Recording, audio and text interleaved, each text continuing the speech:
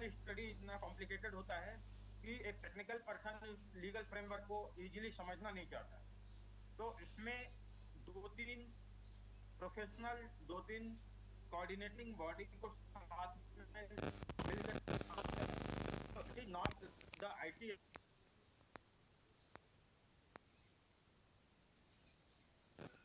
साथ में IT act सिर्फ आईटी एक्ट ही नहीं है, आईटी एक्ट के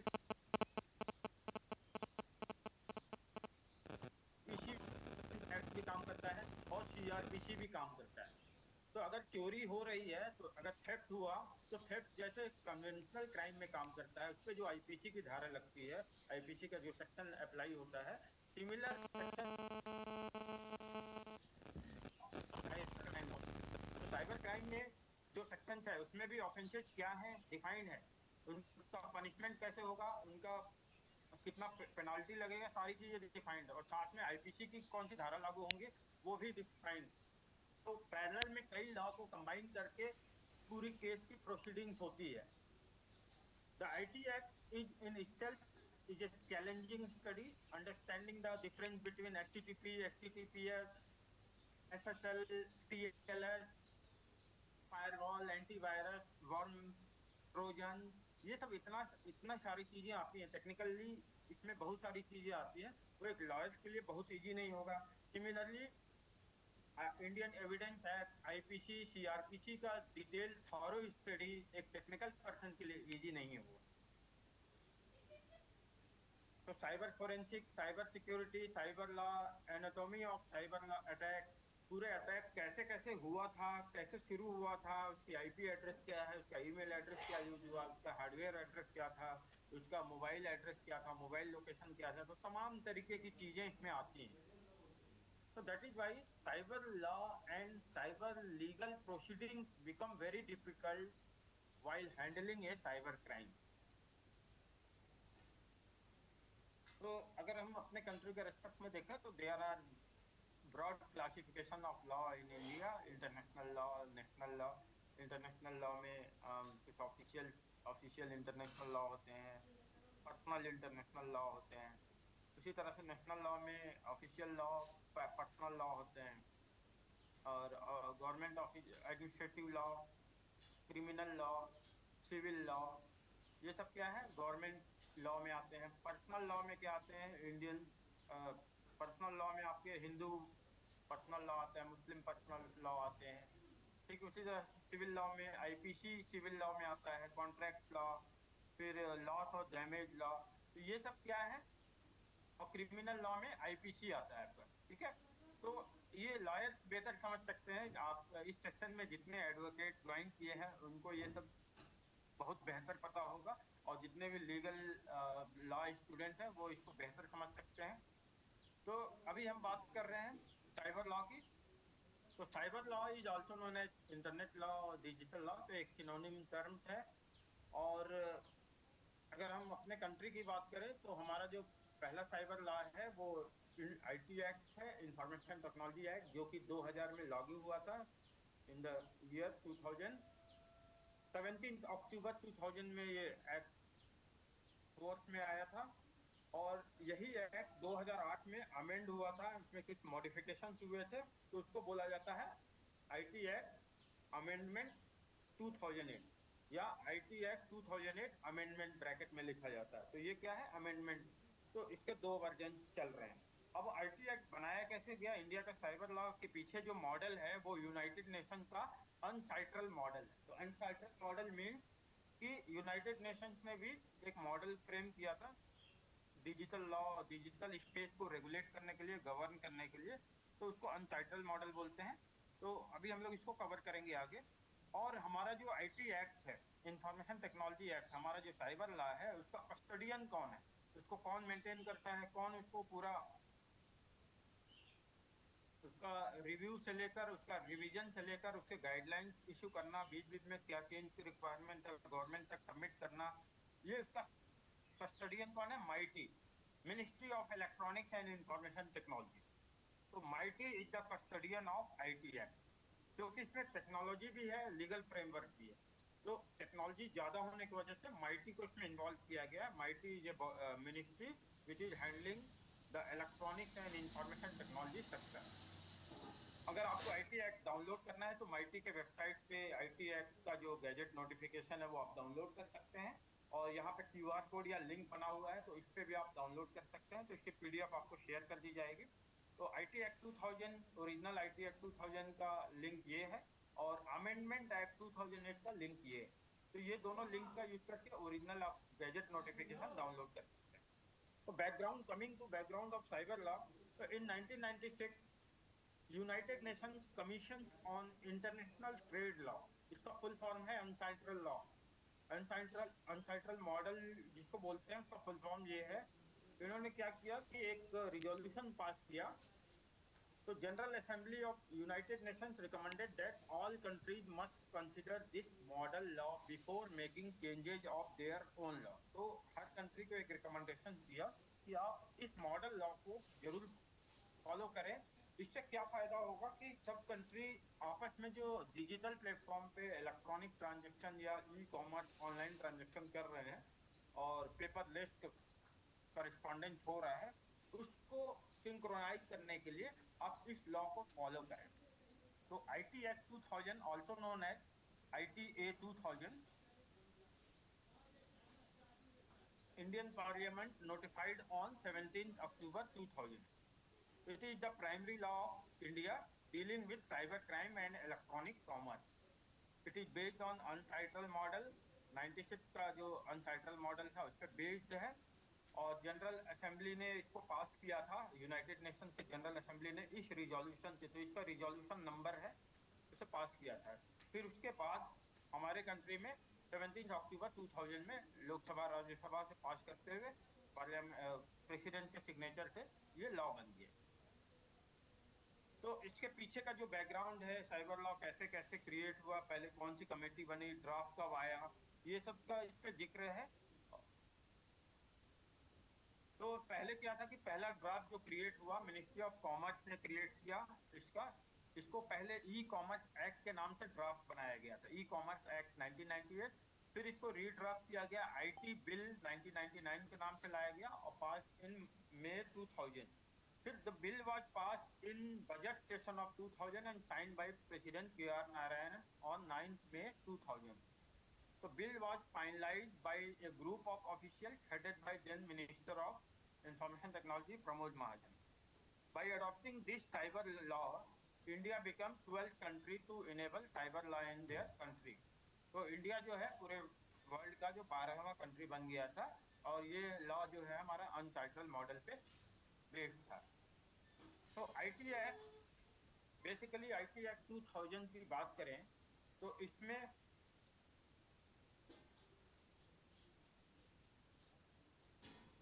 टोटल 94 सेक्शंस हैं। 94 सेक्शन,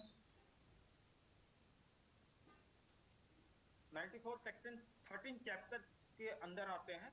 तो टोटल 13 चैप्टर्स हैं और 4 शेड्यूल्स हैं, और हर चैप्टर में कुछ ना कुछ सेक्शंस हैं। तो there are 94 sections in 13 chapter. तो हमारे आईटी एक्ट में 13 चैप्टर, देन 94 सेक्शन, और 94 सेक्शन में भी सेक्शन 91 से लेकर 94 का जो सेक्शन है वो डील करता है शेड्यूल से। कौन कौन से चेंजेस पुराने लॉ में जो जो मॉडिफिकेशन किए गए, चेंजेस किए गए, वो शेड्यूल कहलाते हैं। वो सेक्शन 91, 92, 93, 94 में डिफाइन है। जैसे एग्जांपल के तौर पे आईपीसी 1860 में जो मॉडिफिकेशन किया गया, इंडियन एविडेंस एक्ट 1872 में जो मॉडिफिकेशन किया गया, बैंकर बुक एविडेंस एक्ट 1891 में जो मॉडिफिकेशन किया गया, आरबीआई एक्ट 1934 में जो मॉडिफिकेशन किया गया, वो हमारे किसमें आते हैं, शेड्यूल्स में कवर होते हैं, और सेक्शन नंबर 91, 92, 93, 94 में कवर होते हैं। तो उसके बाद मेजर अमेंडमेंट 2000, जब आईटी एक्ट 2000 आने के बाद उसका अमेंडमेंट 2008 में किया गया, जिसमें एक नया सेक्शन इंट्रोड्यूस किया गया। तो हम एक एक करके सारे सेक्शन को कवर करेंगे। तो 2008 अमेंडमेंट में सेक्शन 66A को इंट्रोड्यूस किया गया।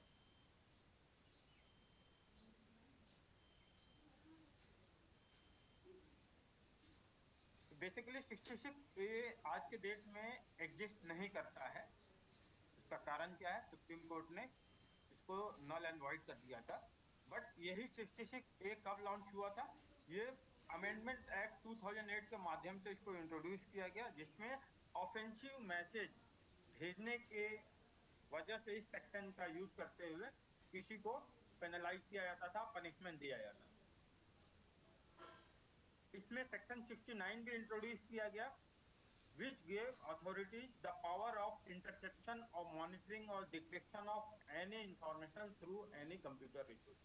तो सेक्शन 69 भी इंट्रोड्यूस किया गया, जिसमें गवर्नमेंट अथॉरिटी को एक पावर दिया गया, जिसमें वो किसी के कंप्यूटर को कभी भी मॉनिटर कर सकते हैं, उसके ट्रैफिक को कभी भी डिक्रिप्ट कर सकते हैं अगर उस क्राइटेरिया वो वायलेट करते हैं।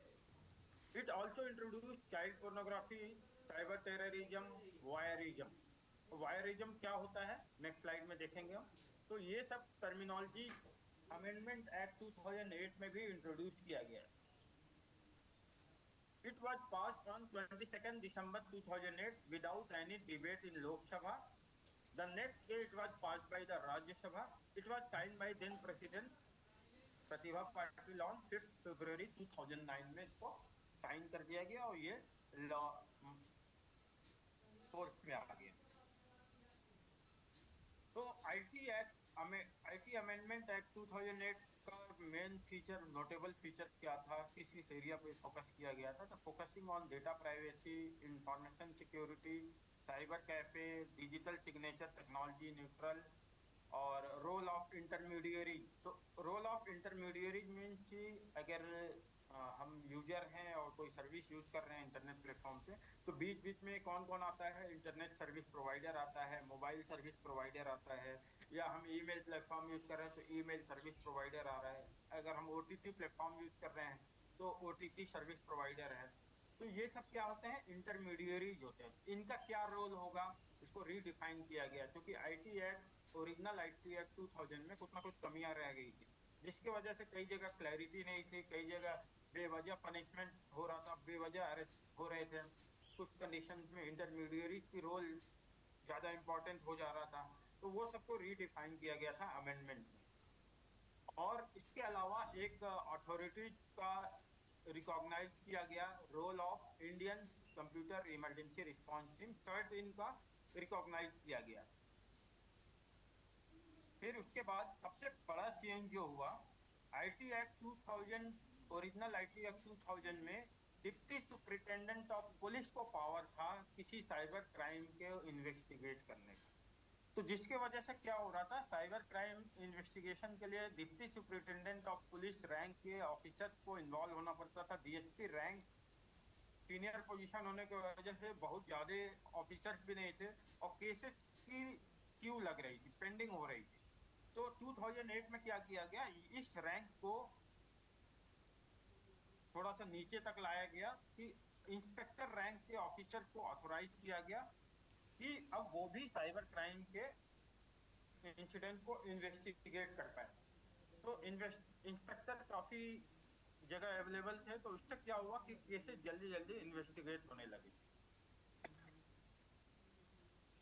और इसके अलावा ये आईटी एक्ट को लाने के पीछे और क्या क्या रीजन है। नेशनल रीजन तो ये था कि हमारे यहाँ भी इंफॉर्मेशन एंड कम्युनिकेशन टेक्नोलॉजी बहुत तेजी से बढ़ रहा था, और फिर हम भी ई कॉमर्स के डायरेक्शन में बढ़ रहे थे, बहुत सारे ट्रांजेक्शन ऑनलाइन शुरू हो चुके थे, लेकिन उस समय कोई लॉ नहीं था।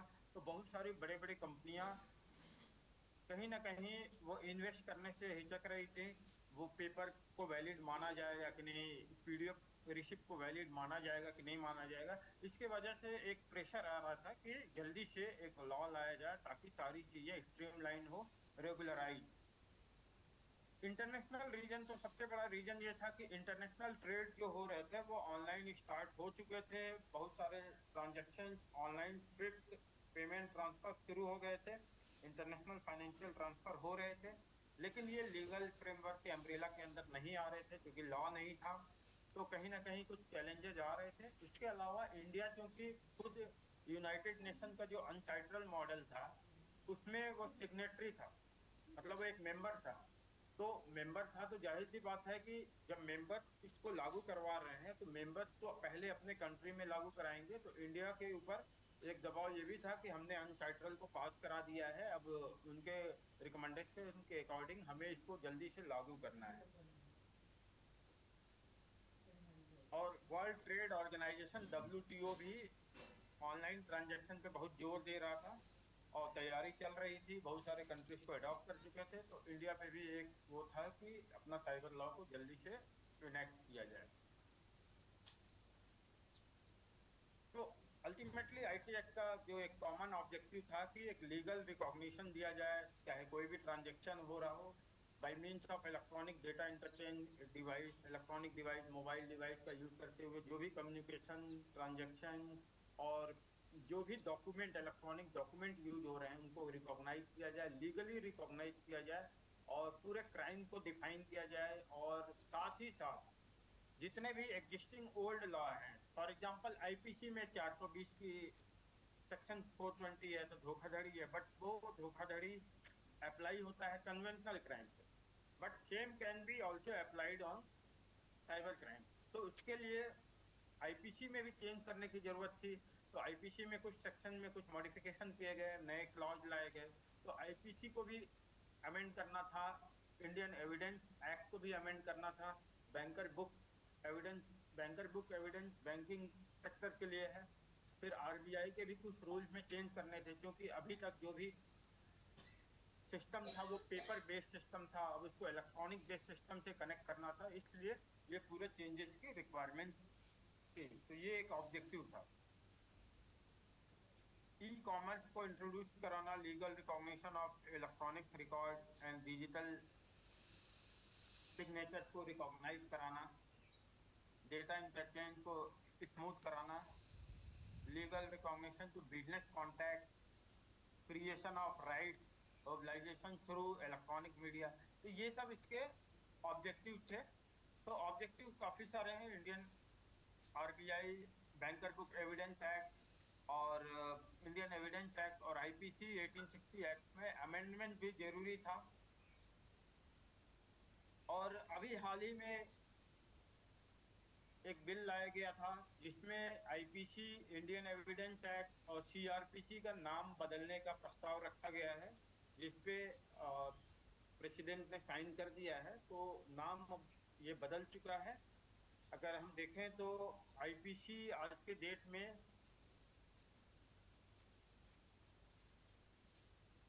जो आईपीसी है उसका नाम बदल के भारतीय न्याय संहिता बिल 2023 हो गया है, जो रिप्लेस हो चुका है।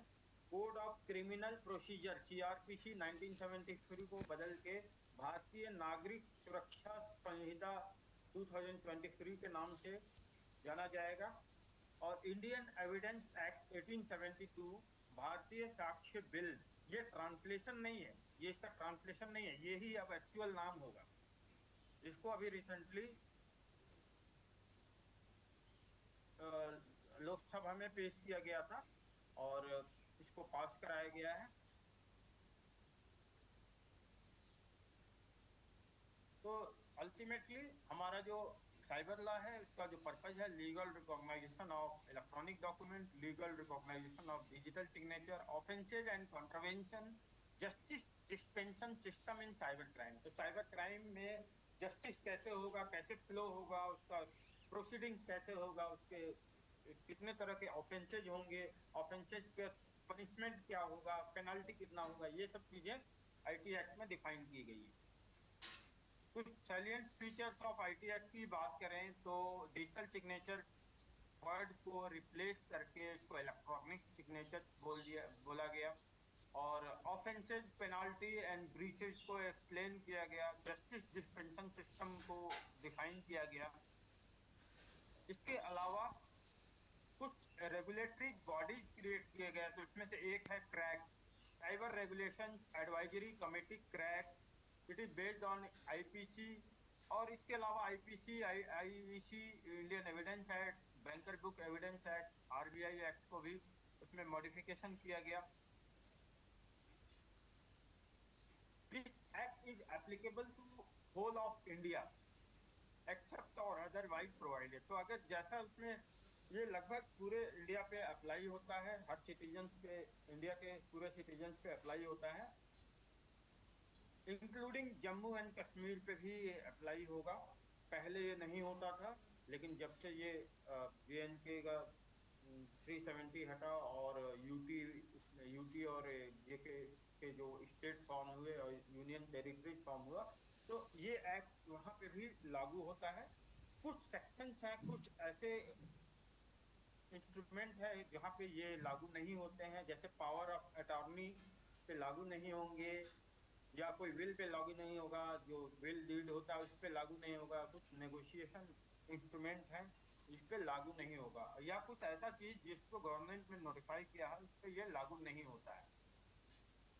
तो एक बार IT एक्ट को फिर से देखें तो इसमें टोटल 13 चैप्टर्स हैं और 94 सेक्शंस है, 4 शेड्यूल्स है। ये 4 शेड्यूल्स बेसिकली क्या है, IPC 1860 में जो मॉडिफिकेशन हुआ, आई इंडियन एविडेंस एक्ट और बैंकर्स बुक एविडेंस एक्ट और reserve bank of India act में जो भी मॉडिफिकेशन हुआ।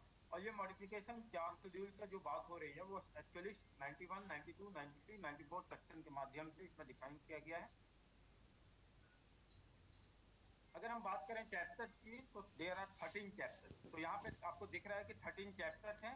तो अब 13 चैप्टर्स में पहला चैप्टर है प्रिलिमिनरी, जिसमें डेफिनेशन टर्मिनोलॉजीज की बात की गई है। कंप्यूटर क्या होता है, इंफॉर्मेशन टेक्नोलॉजी क्या होता है, डिजिटल क्या होता है, डिजिटल सिग्नेचर क्या होता है, तो हर चीज का टर्मिनोलॉजी का डेफिनेशन, लॉ क्या है, ये सब चीजें प्रिलिमिनरी में चैप्टर में डिफाइन है, जिसमें सेक्शन नंबर 1 और सेक्शन नंबर 2 है।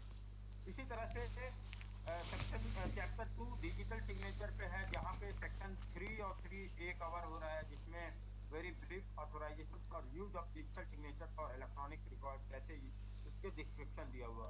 फिर चैप्टर 3 इलेक्ट्रॉनिक गवर्नेंस है, जो सेक्शन 4 से लेकर 10A तक कवर हो रहा है, जिसमें इलेक्ट्रॉनिक गवर्नेंस की बात की गई है। Chapter 4 attribution, acknowledgement and dispatch of electronic record के बारे में बात की गई है, जो 11 से लेकर 13 तक, यानी 11 से 13 तक के चैप्टर में सेक्शन में डिफाइंड है। ठीक उसी तरह से ड्यूटीज ऑफ सब्सक्राइबर, तो हम जैसे सब्सक्राइबर की क्या ड्यूटी रहेगी, हम मोबाइल सर्विस कनेक्शन लिए हैं, इंटरनेट कनेक्शन लिया हुआ है हम लोगों ने, तो हमारी ड्यूटी क्या रहेगी, वो चैप्टर नंबर 8 के सेक्शन 40 से 42 में डिफाइंड है।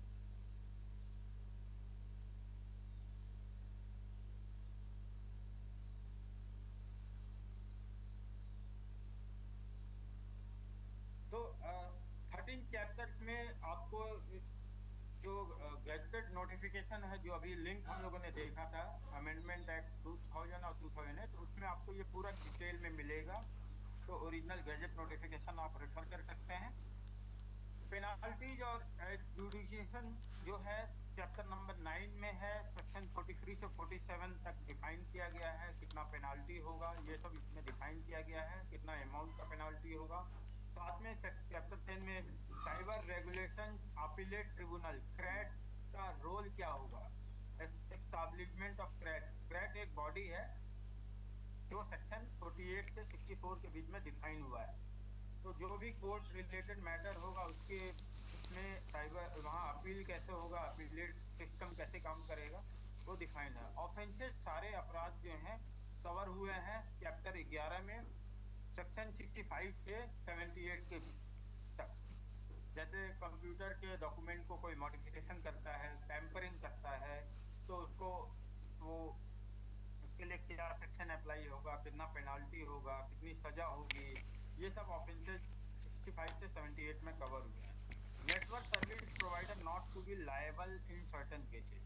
अब जैसे यहाँ पे दिया हुआ था ड्यूटीज ऑफ सब्सक्राइबर, जैसे हम जैसे यूजर का क्या रोल रहेगा, वैसे ही एक था इंटरमीडियरीज के लिए क्या क्या रोल रहेगा। वो बेसिकली ओरिजिनल एक्ट में चैप्टर 12 में डिफाइन किया गया था, लेकिन कुछ चेंजेस भी किए गए अमेंडमेंट में। तो कुछ केसेस में नेटवर्क सर्विस प्रोवाइडर रिस्पॉन्सिबल नहीं होंगे, वो 79 और 79A में डिफाइन किया गया। कुछ मिसलेनियस 13 चैप्टर जो है मिसलेनियस है, 80 से लेकर 90 तक डिफाइन किया गया सेक्शन। और सेक्शन 91 से 94 किसी चैप्टर में नहीं है। अगर हम देखें तो सेक्शन 91 से 94 किसी चैप्टर का पार्ट नहीं है, ये बेसिकली शेड्यूल है। तो first schedule 91 amendment in IPC, second schedule section 92 Indian evidence act, third schedule 93 banker book evidence act में जो मॉडिफिकेशन डेफिनेशन किए गए। तो बैंकर का जो डेफिनेशन होता था पहले, बैंकर बुक का डेफिनेशन या एविडेंस का डेफिनेशन पहले जो होता था, मतलब साइबर वर्ल्ड के बगैर जो वर्ल्ड था, उसके उसको मॉडिफाई करके आईटी और कन्वेंशनल दोनों के हिसाब से उसको एडजस्ट किया गया। और चौथा शेड्यूल जो था अमेंडमेंट इन आरबीआई एक्ट, तो बैंकिंग सिस्टम भी उसी हिसाब से मॉडिफाई हुआ।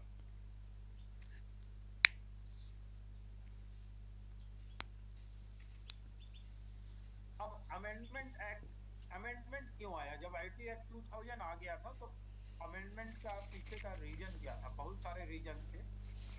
आईटी एक्ट 2000 आ तो गया था, बहुत सारी चीजें कवर नहीं हुई, बहुत सारे केसेस में क्लैरिटी नहीं थी, और बहुत सारे जो पनिशमेंट थे वो बहुत स्ट्रिक्ट थे, नॉन वेलेबल ऑफेंस बहुत ज्यादा थे। तो उसको थोड़ा सा डाइल्यूट किया गया, क्योंकि कई केसेस ऐसे आए जो इतना स्ट्रिक्ट वैसा अपराध नहीं था, लेकिन उसकी सजा बहुत बड़ी इसमें डिफाइन की गई। इवन हैकिंग जैसे टर्म, जो हैकिंग किसी बच्चे ने किया या किसी ने अनइंटेंशनली हैकिंग कर दिया या किसी ने लर्निंग के पॉइंट ऑफ व्यू से हैकिंग किया, तो ऐसे बहुत सारे केस आए थे जिसपे पेनाल्टी और पनिशमेंट इतना ज्यादा स्ट्रिक्ट था, नॉन बेलेबल ऑफेंसेज में कैटेगराइज कर दिया गया था, वो सबको थोड़ा सा डाइल्यूट किया गया। साथ में कुछ नए नए क्राइम को उसमें इंक्लूड किया गया, साथ में कुछ नए बॉडीज के फॉर्मेशन के रिकमेंडेशन आए इसमें, और साथ में 8 साल का दायरा बहुत बड़ा होता है। 2000 में जो लॉ आया था वो उस पर काम शुरू हुआ था 98, तो उस समय टेक्नोलॉजी अलग टाइप की थी। फिर 2008 आते आते बहुत कुछ चेंज हो गया था, तो फिर से लॉ में कुछ चेंजेस की जरूरत पड़ी। साइबर कैफे जैसा टर्म नहीं था। तो अब जब कोई क्राइम साइबर कैफे से ओरिजिनेट हो रहा था, तो कोर्ट को तो ये चाहिए कि साइबर कैफे क्या होता है, तो साइबर कैफे डिफाइन होना चाहिए कहीं पे। तो इस तरह के बहुत सारे इसमें लूप होल थे, तो वो कुछ हद तक इसमें सही किया गया। ऐसा नहीं है कि आईटी अमेंडमेंट एक्ट अपने आप में कंप्लीट है, अभी भी इसमें बहुत सारे चैलेंजेस हैं। तो वो भी आज के डेट में जो एक सेक्शन दिया गया है, एक पावर है सेंट्रल गवर्नमेंट को कि समय समय पे टेक्नोलॉजी में चेंज होने की वजह से, कम्युनिकेशन सिस्टम में चेंज होने की वजह से गवर्नमेंट बीच बीच में नया आईटी रूल ला सकती है सेक्शन 87 का यूज करते हुए। तो सेक्शन 87 जो है आपका चैप्टर नंबर मिसलेनियस में आता है। इसमें सेंट्रल गवर्नमेंट को पावर दिया गया है, पावर ऑफ सेंट्रल गवर्नमेंट, और स्टेट गवर्नमेंट को पावर दिया गया है, पावर ऑफ पुलिस ऑफिसर को डिफाइन किया गया है सेक्शन 13 में, 80 से 90 के बीच में। ऑफेंसेज बाई कंपनी, कंपनी से रिलेटेड ऑफेंसेज जो हैं वो इसी के अंदर डिफाइन हुए हैं।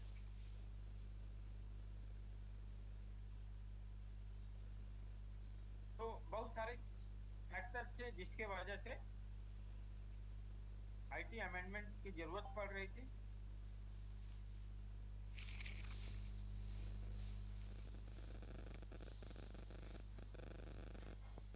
तो आईटी अमेंडमेंट एक्ट में भी काफी मेजर चीजें इंट्रोड्यूस की गई, जैसे technology neutral.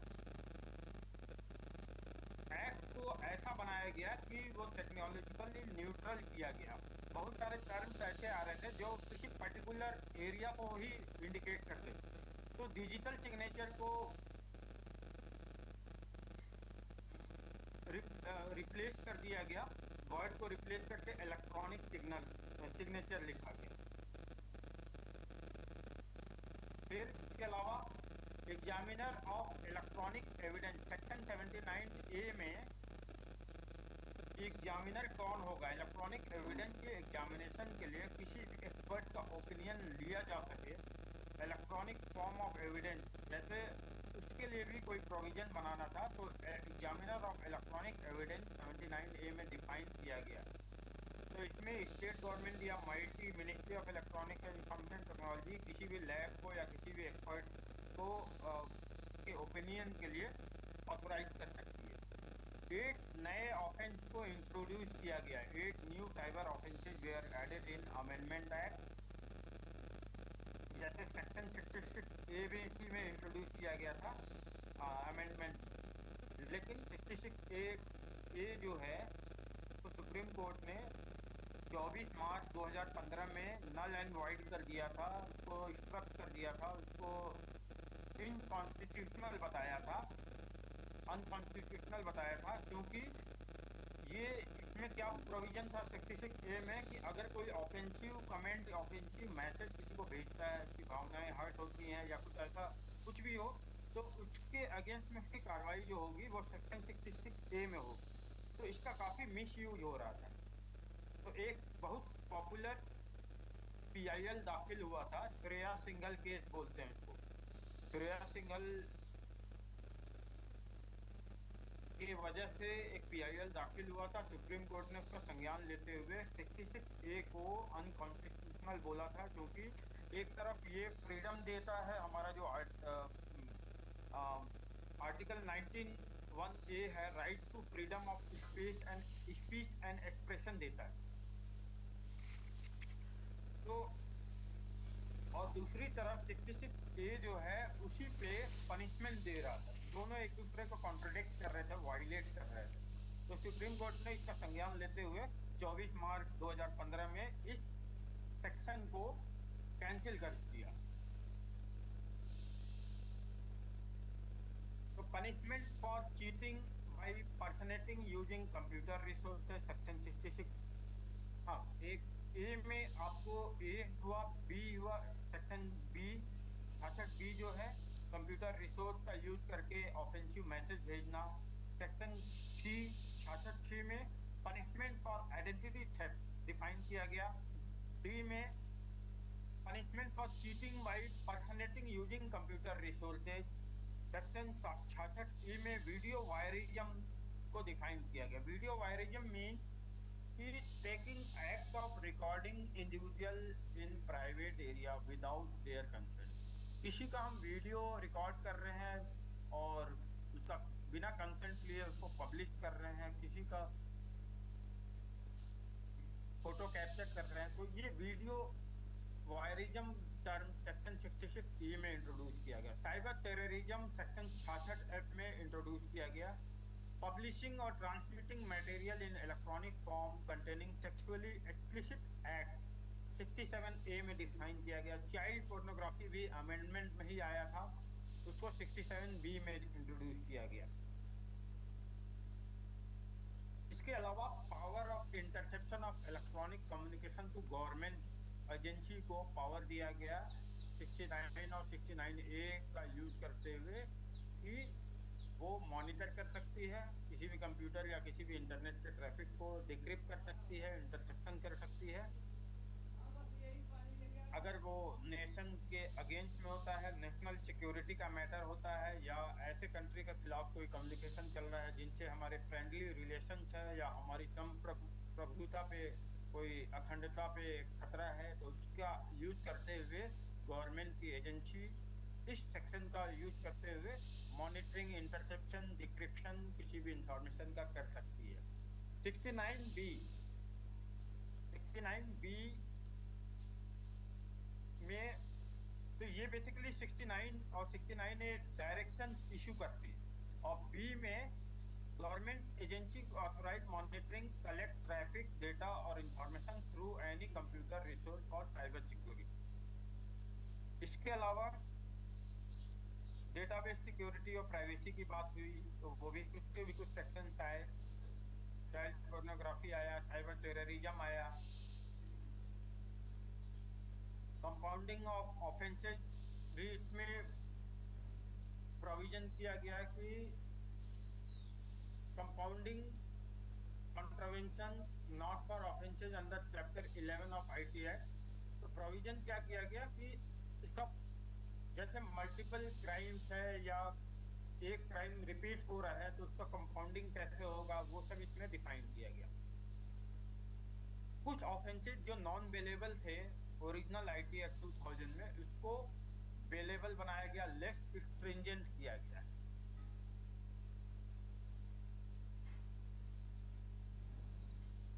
Level of investigation brought down to inspector rank. DSP से पहले डीएसपी को पावर था ओरिजिनल आईटी एक्ट में इन्वेस्टिगेशन के लिए, वो उसको रिड्यूस करके इंस्पेक्टर रैंक पे लाया गया।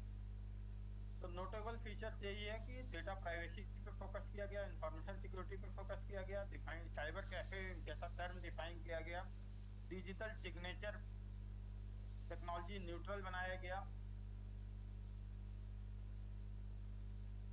फिर इंटरमीडियरी का रोल रीडिफाइन किया गया, और CERT-इन जैसे ऑर्गेनाइजेशन को रिकॉग्नाइज किया गया, Indian Computer emergency response team. तो अभी हम लोग इस पे डिटेल में आते हैं। अब अगर हम ऑफेंसेज देखें आईटी एक्ट में, तो सपोज सारे ऑफेंसेज किसमें डिफाइन है, सेक्शन 65 से लेके 79 तक डिफाइन है, चैप्टर नंबर 11 में। तो 65 से 78 में ऑफेंसेज डिफाइन है। तो क्या क्या ऑफेंसेज है, जैसे 65 tampering with computer source document, imprisonment up to 3 years और फाइन अप टू 2 lakhs और बोथ, ये पनिशमेंट डिफाइंड है। 66 computer related offences. 66A sending offensive message through communication device. तो इसमें सजा क्या था, 3 years एंड फाइन, कुछ फाइन थे, लेकिन जिसको सुप्रीम कोर्ट ने कैंसिल कर दिया है, तो आज के डेट में ये नल एंड वाइड हो चुका है। 66B, 66C, डी, ये तो हुआ सिर्फ आईटी एक्ट का पनिशमेंट। इसके साथ साथ और भी धाराएं लगा के आईपीसी की धाराएं लगती हैं। एविडेंस एक्ट जहां जहां एप्लीकेबल होगा वहां वहां एप्लीकेबल होगा। तो सुप्रीम कोर्ट ने इस एक्ट को 66A को कैंसिल कर दिया था, क्योंकि ये फ्रीडम ऑफ स्पीच और एक्सप्रेशन को वायलेट कर रहा था। लेकिन लेकिन प्रॉब्लम क्या था कि ये वाइल्ड हो गया था 2015 में। 2015 में सुप्रीम कोर्ट है made this section as unconstitutional, इसको कैंसिल कर दिया था। बट उसके बाद भी कई स्टेट में कई पुलिस ऑफिसर बुक कर रहे थे, केस को बुक कर रहे थे सेक्शन 66A में, जिसका संज्ञान सुप्रीम कोर्ट ने लिया था सितंबर 2022 में, और उन्होंने स्टेट के सेक्रेटरी को एक्शन लेने के लिए कहा था। तो ये इंडियन एक्सप्रेस का न्यूज था, use of section 66A of IT despite it has been struck down, matter of serious concern, take remedial measure to stop cases under scrapped section 66A supreme court.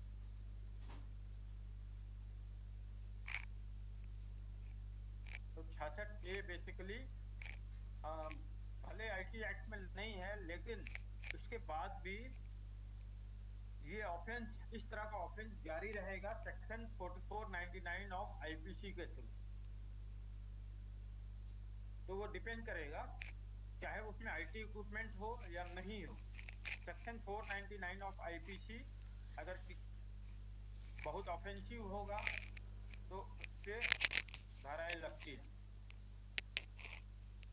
इसके अलावा 66E violation of privacy, किसी की निजता का violation हो रहा है, चाहे वो कंपनी करे या कोई एक यूजर करे, तो उस पर 3 साल का सजा।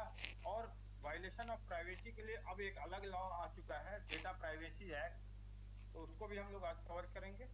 66F साइबर टेररिज्म डिफाइन हुआ है, जिसमें लाइफ इम्प्रिजनमेंट है। 67 पब्लिशिंग और transmitting ऑब्ससीन material.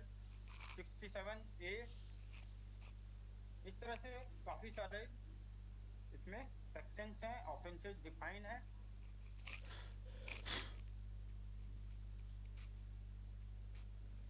69 basically violating the directions of central government ने कुछ डायरेक्ट किया था कि आप इस साइट को ब्लॉक करो, उसको उस कंपनी ने या उसको किसी इंडिविजुअल्स ने हटाया नहीं, ऑर्गेनाइजेशन ने हटाया नहीं, तो उसके अगेंस्ट में कार्रवाई क्या होगी, वो सेक्शन 69 में ऑफेंस के अंदर आता है, up to 7 years imprisonment and fine.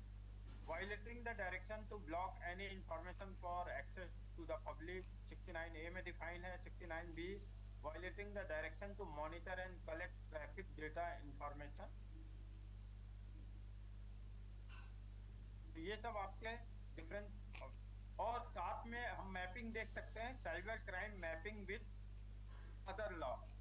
Other law मतलब एक स्टेट का अपना लॉ हो सकता है, एक साइबर लॉ के अलावा आईपीसी हो सकता है, या कोई और लॉ है जो जो जिस जैसा लागू होगा उस हिसाब से मल्टीपल लॉ को भी कंबाइन किया जा सकता है। Section from different law can be included in a particular cyber crime. For example, यहाँ पे हम देखें तो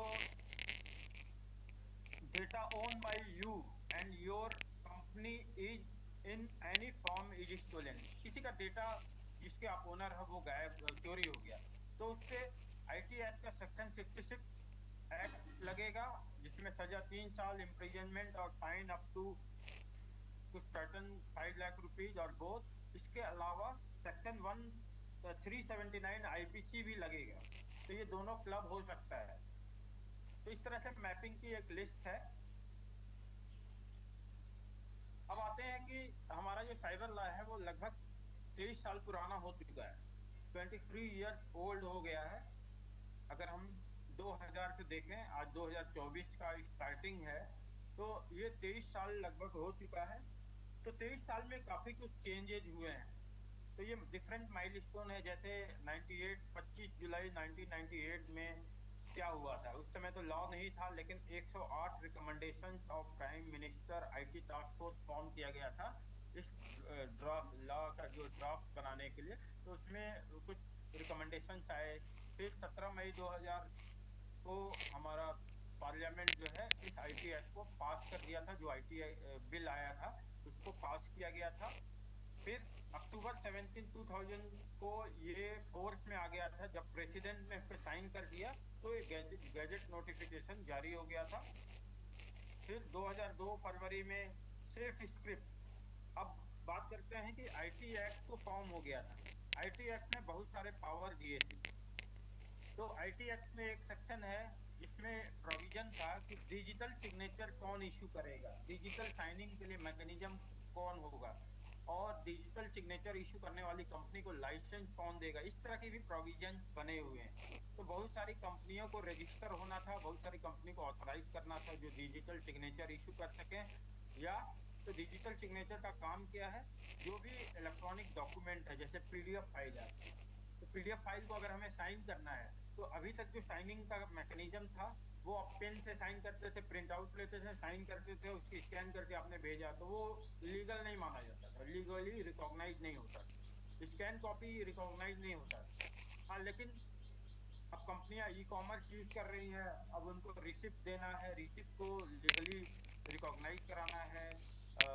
कोर्ट में जो केस सबमिट हो रहे हैं वो भी ऑनलाइन सबमिट हो रहे हैं, तो बहुत सारे ऑनलाइन ट्रांजेक्शन हो रहे हैं। तो इसको डिजिटल सिग्नेचर का यूज करके वैलिडेट करना है।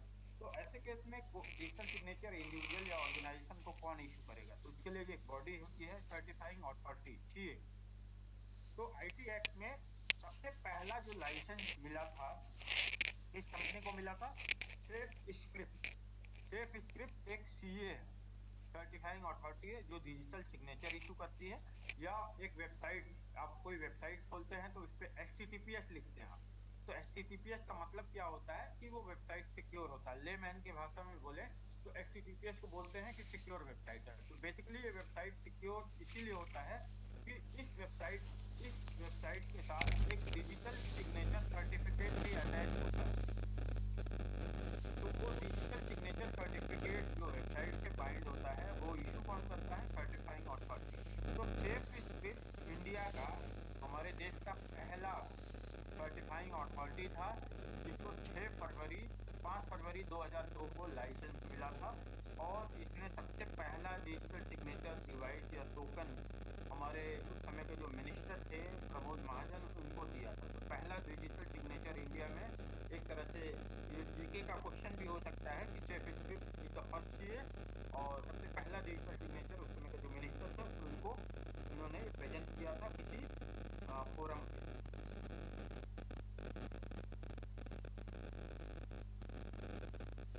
27 फरवरी 2003 में फिर proceedings of blocking of website notified with computer emergency response team. फिर 17 दिसंबर 2004 में Avnish Bajaj, CEO, chief executive officer, एक कंपनी थी बाजी डॉट कॉम। तो बहुत सारे लोग, बाजी डॉट कॉम का एक केस हुआ था, डीपीएस एमएमएस स्कैंडल हुआ था।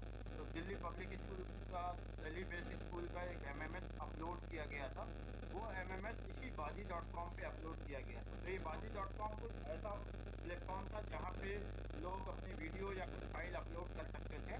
तो एक मार्केट प्लेस था और वहाँ पे अपलोड करके इसको सेल कर सकते थे। तो कुछ बच्चों ने, जो भी इसमें क्रिमिनल था, उन्होंने इसको अपलोड किया था। तो उस समय हमारा लॉ बहुत क्लियर नहीं था, आईटी एक्ट 2000 में बहुत स्पष्ट प्रोविजन ना होने की वजह से हुआ क्या, ये वीडियो कहाँ पे मिला, कहाँ अपलोड हुआ, तो बाजी डॉट कॉम। तो बाजी डॉट कॉम के ओनर यानी कि सीईओ अवनीश बजाज को भी अरेस्ट कर लिया गया था। तो जो पहली गिरफ्तारी हुई थी वो 17 दिसंबर 2004 में, सबसे बड़ी गिरफ्तारी यही थी। लेकिन इनको बेल मिल गया था, 21 दिसंबर 2004 में बेल मिल गया था। और फाइनली वो एक्विट हो गए थे सुप्रीम कोर्ट के थ्रू, क्योंकि प्रॉब्लम सीईओ की नहीं थी, अपलोड करने वाले। तो असली क्रिमिनल अपलोड करने वाला था। इसी वजह से ये भी एक केस था जिसकी वजह से 2008 में इंटरमीडियरीज का जो डेफिनेशन है, इंटरमीडियरीज का कुछ रोल कहाँ पे लागू होगा कहाँ नहीं होगा, ये डिफाइन किया गया था। और आज के डेट में बाजी डॉट कॉम का नाम बदल के हो चुका है eBay.in। फिर जनवरी 2005 में फिर कमेटी बनाई गई कि अब इसको मॉडिफाई करने की जरूरत है। ये देखिए, ये घटना कब की थी, 17 दिसंबर 2004। इसी के जस्ट बाद वो कमेटी फॉर्म की गई। फिर 29 अगस्त 2005 में एक्सपर्ट कमेटी ने कुछ बहुत सारे चेंजेस प्रपोज किए। फिर 2006 में गवर्नमेंट ने डायरेक्ट किया internet service provider to provide unhindered access.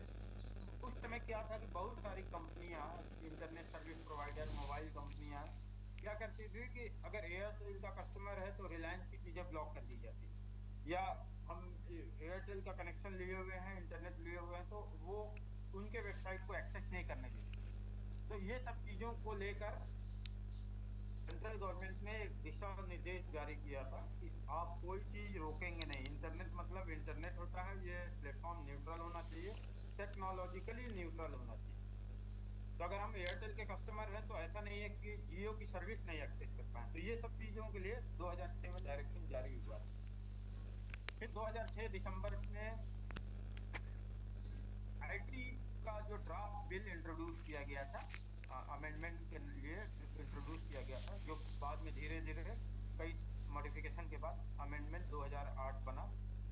Parliamentary standing committee बनी, उन्होंने भी अपना कुछ सुझाव दिया।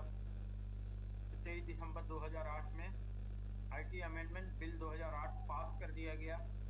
फिर 27 अक्टूबर 2009 को ये बिल बन गया, एक्ट बन गया, रूल्स बन गया, जैसे ही प्रेसिडेंट ने साइन किया। 26 जुलाई 2010 में एक कंपनी है, tetra communication secured communication system network, इसको प्रोटेक्टेड सिस्टम डिफाइन किया गया under IT act. IT act में बहुत सारे क्रिटिकल इंफ्रास्ट्रक्चर को, कंपनियों को जिनका ऑपरेशन बहुत क्रिटिकल है, जैसे बैंकिंग सेक्टर हुआ या इंटरनेट सर्विस प्रोवाइडर सेक्टर। तो सबसे पहले जो कंपनी थी टेट्रा, इसमें प्राइवेट या पब्लिक कोई भी कंपनी आ सकती है, ये नोटिफाई किया गया प्रोटेक्टेड सिस्टम। फिर सेक्शन 87 ऑफ आईटी एक्ट 2000 ने सेंट्रल गवर्नमेंट को पावर दिया है कि समय समय पे आप नए रूल्स ला सकते हैं अगर आपको रिक्वायरमेंट होता है। सेक्शन 87 में ये पावर दिया गया है। तो उस 87 का यूज करते हुए सबसे पहला आईटी रूल्स आया था 2011 में। इसको बोलते हैं आईटी रूल्स 2011, जिसमें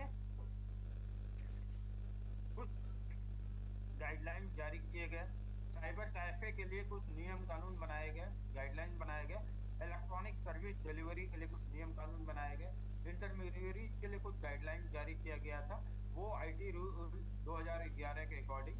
क्योंकि बात बात पे हम साइबर लॉ अमेंडमेंट लॉ नहीं ला सकते, तो बीच बीच में सेंट्रल गवर्नमेंट चाहे तो गाइडलाइंस एडवाइजरी 2011 के बाद जो लास्ट गाइडलाइंस आया था, रूल आया था। लेटेस्ट रूल इस समय कौन सा है?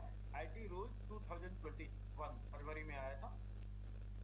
फिर 16 जनवरी 2014 में national critical information infrastructure protection centre NCIIPC was notified as national nodal agency under section 70A. Computer emergency response team rules notified under section 70B. तो 13 का भी रूल नोटिफाई किया गया। फिर 24 मार्च 2015 को सुप्रीम कोर्ट ने सेक्शन 66A को cancel कर दिया। किस वजह से कैंसिल किया? श्रेया सिंघल एक स्टूडेंट थी, लॉ की स्टूडेंट थी, उन्होंने PIL फाइल किया था, उसका संज्ञान लेते हुए इसको नल एंड वॉइड कर दिया। फिर ऐसे ही कई सारे माइलस्टोन्स आप देखते जाएंगे। तो जो मेजर माइलस्टोन्स आया 25 फरवरी 2021 यानी 25 फरवरी 2021 में नया IT रूल्स गाइडलाइंस आया। मेजरली वो किस पे फोकस था? Social media platform, OTT platform, digital news channel पे फोकस था। तो इसके अंदर क्या क्या चीजें कवर हैं वो आगे देखेंगे। अगस्त 3 2022 में digital personal data protection bill 2019 में इंट्रोड्यूस किया गया था, लेकिन इसको वापस ले लिया गया था। लोकसभा में वापस ले लिया गया था क्योंकि इसमें बहुत सारे सुझाव थे, ऑब्जेक्शंस थे, इसको वापस ले लिया गया था। लेकिन आज के डेट में digital personal data protection act DPDP act 2023 लागू हो चुका है। ऑफिशियल गैजेट नोटिफिकेशन अगस्त 2023 में 11 अगस्त 2023 को DPDP एक्ट भी फोर्स में आ चुका है, एक्टिव है।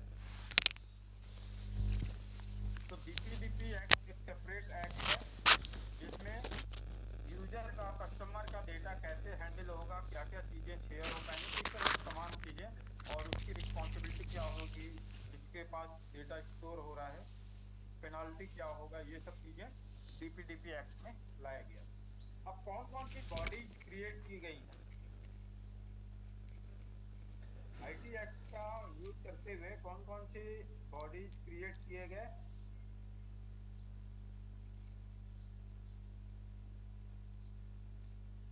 तो आप देखेंगे तो CCA, controller of certifying authority, CCA ये भी एक ऑर्गेनाइजेशन है। CERT in computer emergency response team for India, हर कंट्री में सर्ट होती है। जैसे US का सर्ट को बोला जाता है सर्ट US, सर्ट-US लिख दिया जाता है। इंग्लैंड का UK होता है सर्ट UK। तो हर कंट्री में कंप्यूटर इमरजेंसी रिस्पॉन्स टीम होती है। तो इंडिया का सर्ट इन है, ये सबके हेड ऑफिस जो है दिल्ली में है। कंट्रोलर ऑफ सर्टिफाइंग अथॉरिटी भी दिल्ली में इसका हेडक्वार्टर है। NCIIPC भी एक हमारे जो क्रिटिकल इंफ्रास्ट्रक्चर हैं, ग्रिड सिस्टम, इंफॉर्मेशन सिस्टम, जिसको NIC देख रही है, वो सब फॉर्म हुआ। साइबर अपीलेट ट्रिब्यूनल कैट, ये वो वाला कैट नहीं है जो सेंट्रल गवर्नमेंट के एम्प्लॉई या गवर्नमेंट एम्प्लॉई के केसेस को अपीलेट ट्रिब्यूनल है। ये कैट साइबर अपीलेट ट्रिब्यूनल है जिसमें साइबर क्राइम से रिलेटेड अपील की जाती है। और ये आज के डेट में मर्ज हो गया है CDSAT, टेलीकॉम डिस्प्यूट। यानी पहले क्या होता था, टेलीकॉम से रिलेटेड जो डिस्प्यूट होते थे वो CDSAT हैंडल करता था। तो CDSAT मतलब telecom dispute tribunal, appellate tribunal है। तो साइबर अपीलेट ट्रिब्यूनल इसके साथ मर्ज हो गया है। तो CCA का काम क्या है? कंट्रोलर ऑफ सर्टिफाइंग अथॉरिटी, जो भी लाइसेंस सर्टिफाइंग अथॉरिटी होते हैं, जैसे अभी हम लोगों ने एग्जांपल दिया था safe script. Safe script India का पहला सर्टिफाइंग अथॉरिटी है। ऐसे ही कई सारे सर्टिफाइंग अथॉरिटी इंडिया में चल रहे हैं। तो उनको लाइसेंस देने का काम, उनको मॉनिटर करने का काम, रेगुलेट करने का काम CCA करता है। तो CCA गवर्नमेंट की बॉडी है। IT एक्ट का यूज करते हुए गवर्नमेंट ने इसको इस्टेब्लिश किया था। 13 को भी NCIIPC और कैट को भी इस्टेब्लिश किया था। तो CCA का काम क्या है? तो CCA किस एक्ट के थ्रू फॉर्म हुआ है?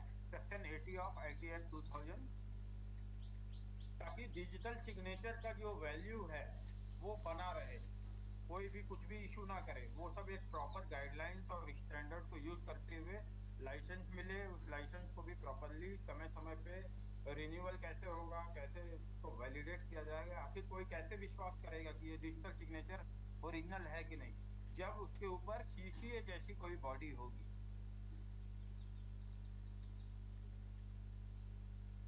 तो सेंट्रल गवर्नमेंट ने सीसीए को इस्टेब्लिश किया था अपने सेक्शन 17 और 18 का यूज करते हुए। और तो ये सीसीए किसको रेगुलेट करती है? सर्टिफाइंग अथॉरिटी को रेगुलेट करती है, जिसका काम है डिजिटल सिग्नेचर इंडिविजुअल को इशू करना या डिजिटल सिग्नेचर सर्टिफिकेट देना।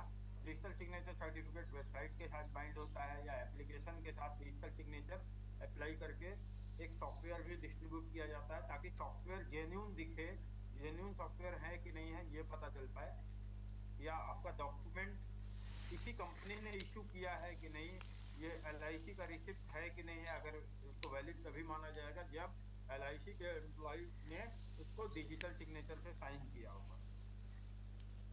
तो सीसीए ने सारे सर्टिफाइंग अथॉरिटी को रेगुलेट करने के लिए एक सबसे टॉप पे जो सर्टिफाइंग अथॉरिटी होता है उसको बोलते हैं रूट सीए। तो रूट सीए ऑफ इंडिया बनाया है, तो सीसीए ने बनाया है, आरसीएआई बोलते हैं, सेक्शन 18B का इस्तेमाल करते हुए, उसी के अंदर इसका प्रोविजन है। और रूट सीए आरसीएआई का काम है सारे रिपोजिटरी जितने भी डिजिटल सर्टिफिकेट इश्यू हो रहे हैं, जो भी लाइसेंस सीए हैं, उनसे संबंधित सारे रिपोजिटरी को मेंटेन करना। क्योंकि डिजिटल सिग्नेचर 1 साल के लिए इशू होता है, 1 साल के लिए इशू हो रहा है, तो इसका मतलब है कि 1 साल बाद वो इनवैलिड हो जाएगा। लेकिन जब तक वो वैलिड था तब तक तो पीडीएफ पे साइन हुआ था, तो वो पीडीएफ डॉक्यूमेंट 10 साल बाद भी वैलिड हो, इसको वैलिड कर वो ऑथेंटिकेट करने के लिए पूरा बैकएंड इंफ्रास्ट्रक्चर में सारी पुरानी रिपोजिटरी मेंटेन होती है। लेकिन कोई सिग्नेचर एक्सपायर हो गया है तो वो दोबारा यूज ना हो पाए, वो इनवैलिड सिग्नेचर दिखाए, ये सब का पूरा इकोसिस्टम सीसीए के थ्रू चल रहा है। तो ये सीसीए हमारा इंडिया में जो सीसीए है उसको आरसीएआई बोलते हैं। हर कंट्री में सीसीए होगा। तो इस समय जो एक्टिव सीसीए है, नहीं, एक्टिव सीए जो है लाइसेंस सीए हैं, इसमें सेफ स्क्रिप्ट आ रहा है, सीडैक है, इंडियन आर्मी है, इंडियन एयरफोर्स है, सीडीएसएल है, कॉमन सर्विस सेंटर है, एनएसडीएल है, ये सब कंपनियां हैं, ई मुद्रा है, वी साइन है, इंडियन आर्मी का अपना सिस्टम चलता है, बैंकिंग के लिए आईडीआरबीटी चलती है, इन कोड है। तो ये सब क्या है? लाइसेंस सीए है under CA, CCA. Computer Emergency Response team भी बनाया गया। अब कहीं क्राइम होगा, कहीं कोई इंसिडेंट होगा, तो उसको कौन हैंडल करेगा, कौन मॉनिटर करेगा, सपोर्ट कौन प्रोवाइड करेगा? तो एक एजेंसी बनाई गई जिसका नाम है सर्टिन। सर्टिन समय समय पे अवेयरनेस प्रोग्राम कराती है, सारे आईएसपी नेटवर्क प्रोवाइडर के साथ कोऑर्डिनेशन चलता है। आईएसपी के पास किस तरह की ट्रैफिक आ रही है उसकी पूरा इंटरसेप्टिंग होती है, मॉनिटरिंग होती है, तो सर्टिन ये सब करता है। और दूसरे कंट्री के सर्ट के साथ लाइजनिंग करना।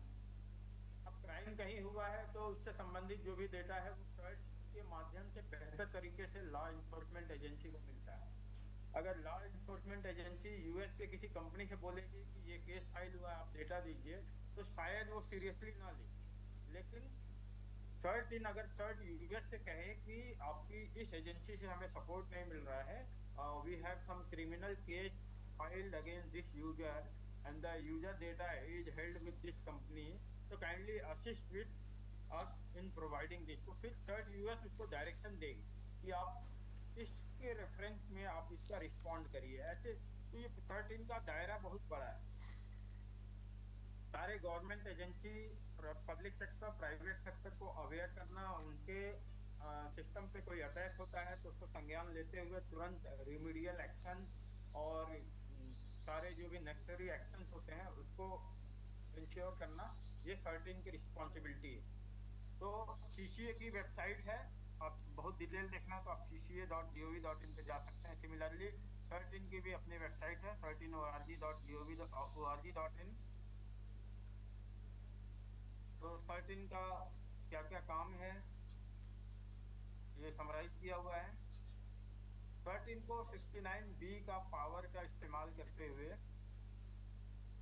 70 बी में तो 13 को नोडल एजेंसी बनाया गया, और 69 बी में 13 को पावर दिया गया कि आप मॉनिटर करिए, कलेक्ट करिए ट्रैफिक को, देखिए कि अनवांटेड चीजें इसमें क्या है, मालवेयर तो नहीं है, रैंसमवेयर तो नहीं है, कुछ इलीगल काम तो नहीं